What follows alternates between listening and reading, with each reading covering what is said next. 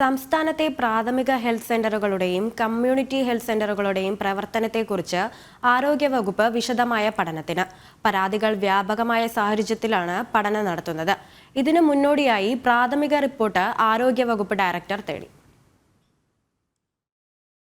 സാധാരണക്കാർ ഏറ്റവും കൂടുതൽ ചികിത്സയ്ക്കായി ആശ്രയിക്കുന്ന ഇടങ്ങളാണ് പ്രാഥമിക ഹെൽത്ത് സെന്ററുകളും കമ്മ്യൂണിറ്റി ഹെൽത്ത് സെന്ററുകളും. ഏറെക്കാലമായി ഇവിടങ്ങളിൽ ചികിത്സ സംബന്ധിച്ച് വ്യാപകമായി പരാതി ഉയരുന്ന സാഹചര്യത്തിലാണ് ആരോഗ്യവകുപ്പ് വിശദമായ പഠനത്തിനൊരുങ്ങുന്നത്. കൊറോണ വ്യാപന സമയത്തുൾപ്പെടെ പ്രദേശവാസികൾക്ക് കൃത്യമായി ചികിത്സ ഉറപ്പാക്കുന്നതിൽ വീഴ്ച സംഭവിച്ചിരുന്നു. മാത്രമല്ല, പ്രാഥമിക ആരോഗ്യ കേന്ദ്രങ്ങളും കുടുംബാരോഗ്യ കേന്ദ്രങ്ങളും 24 മണിക്കൂറും പ്രവർത്തന സജ്ജമാക്കുമെന്നും മികച്ച ചികിത്സ ഉറപ്പുവരുത്തുമെന്നുമായിരുന്നു സർക്കാരിന്റെ പ്രഖ്യാപനം. എന്നാൽ ഇതൊന്നും നടപ്പിലാക്കാൻ കഴിഞ്ഞിരുന്നില്ല. മാത്രമല്ല, മിക്ക പ്രാഥമിക ആരോഗ്യ കേന്ദ്രങ്ങളിലും അടിസ്ഥാന സൗകര്യങ്ങളുടെ കുറവുണ്ട്. ഈ സാഹചര്യത്തിൽ പ്രശ്നങ്ങൾ സംബന്ധിച്ച് വിശദമായ പഠനം നടത്തി പരിഹാരം കാണാനാണ് വകുപ്പിന്റെ തീരുമാനം. ഇതിനോടകം പ്രാഥമിക ഹെൽത്ത് സെന്ററുകളുടെയും കമ്മ്യൂണിറ്റി ഹെൽത്ത് സെന്ററുകളുടെയും നിലവിലെ പ്രവർത്തനം സംബന്ധിച്ച പ്രാഥമിക റിപ്പോർട്ട് ആരോഗ്യവകുപ്പ് ഡയറക്ടർ തേടിയിട്ടുണ്ട്. നവകേരള കർമ്മ പദ്ധതി, ആർദ്രം മിഷൻ തുടങ്ങി പ്രാഥമിക ആരോഗ്യ കേന്ദ്രങ്ങളുടെ ശാക്തീകരണത്തിനായി വിവിധ പദ്ധതികൾ ആസൂത്രണം ചെയ്തിട്ടും ഫലമില്ലെന്നാണ് ഉയരുന്ന വിമർശനം.